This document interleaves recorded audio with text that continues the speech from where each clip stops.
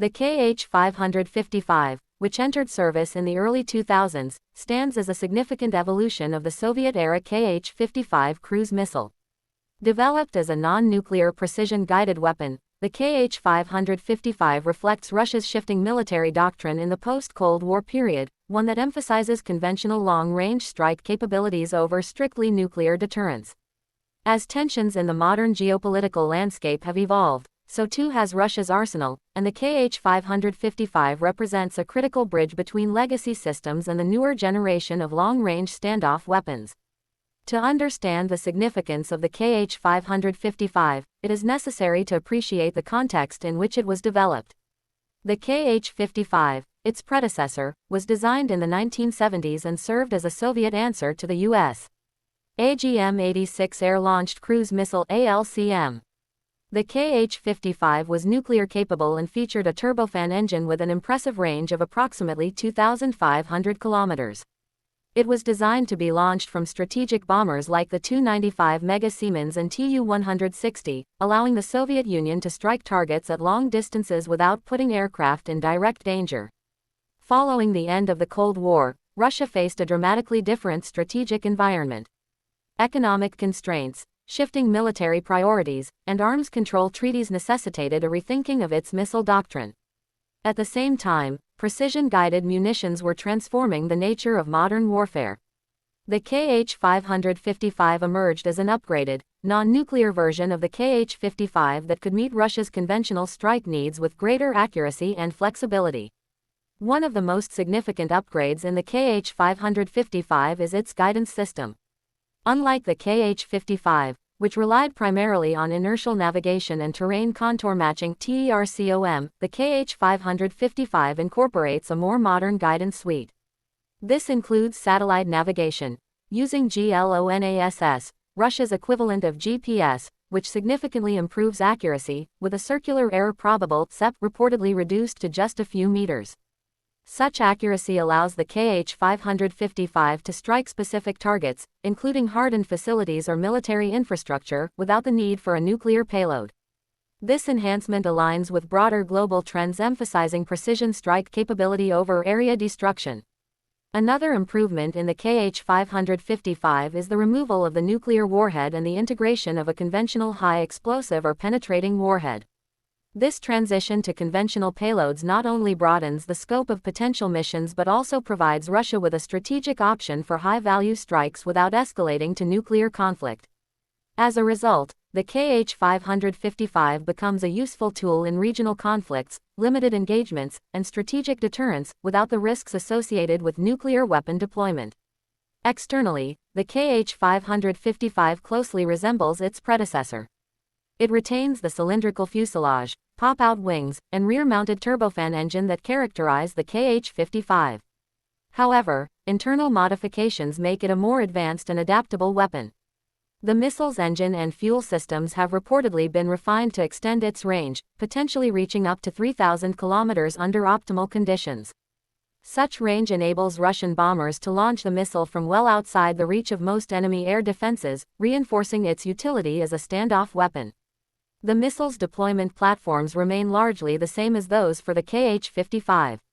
The Tu-95 Mega Siemens and Tu-160 strategic bombers are the primary launch platforms, though the exact integration details vary. Onboard these aircraft, the Kh-555 can be carried internally or on wing pylons, depending on the bomber configuration. This allows the Russian aerospace forces to deploy a significant number of cruise missiles in a single sortie, increasing the saturation capability against enemy defenses. The operational history of the Kh-555 provides insight into its tactical and strategic value. While not as frequently highlighted as newer systems like the Kh-101, the Kh-555 has reportedly been used in various military operations, including in Syria and Ukraine.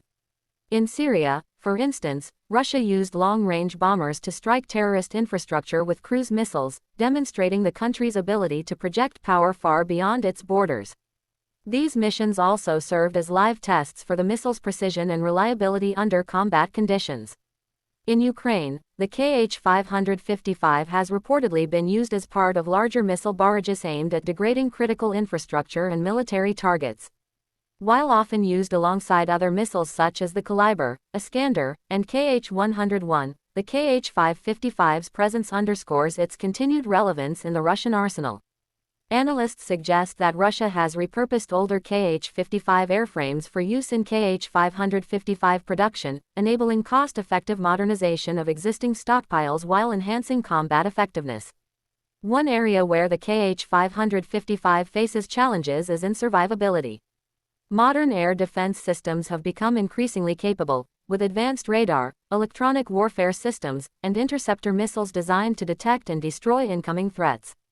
However, the Kh-555's low flight profile, often flying at treetop level to avoid radar detection, combined with its long range and accuracy, still make it a formidable challenge for defenders. Furthermore, when launched in large salvos or as part of a mixed package with decoys and electronic countermeasures, the missile's chances of penetrating even robust defenses improve significantly. From a strategic perspective, the Kh-555 represents a continuation of Russia's doctrine of strategic depth and escalation control. Its development illustrates a shift from binary nuclear or nothing thinking to a more graduated spectrum of force application. This evolution is critical in the 21st century, where conflicts are often limited in scope but still demand the ability to deliver decisive blows from a distance. The Kh-555 fills a niche where nuclear weapons would be disproportionate, but traditional airstrikes might be too risky or insufficient. Production of the Kh-555 has likely decreased in favor of newer models such as the Kh-101, which boast stealth features and even greater range and accuracy. However, the Kh-555 remains an essential part of Russia's second-tier strategic inventory. Its continued use indicates both the utility of the missile and the pressures on Russia's military-industrial complex, particularly under international sanctions and in the face of protracted conflicts like the one in Ukraine. In conclusion, the Kh-555 is not merely an upgraded missile, it is a symbol of strategic adaptation. It reflects Russia's recognition that modern warfare demands flexibility, precision, and non-nuclear deterrence. By repurposing a Cold War-era missile into a 21st-century precision weapon, Russia has extended the utility of its existing assets while navigating the challenges of a constrained defense budget and shifting geopolitical landscape.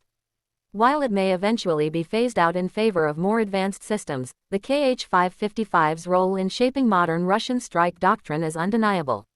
It has proven to be a reliable, adaptable, and strategically valuable asset, bridging the gap between the nuclear past and the precision-guided future of warfare.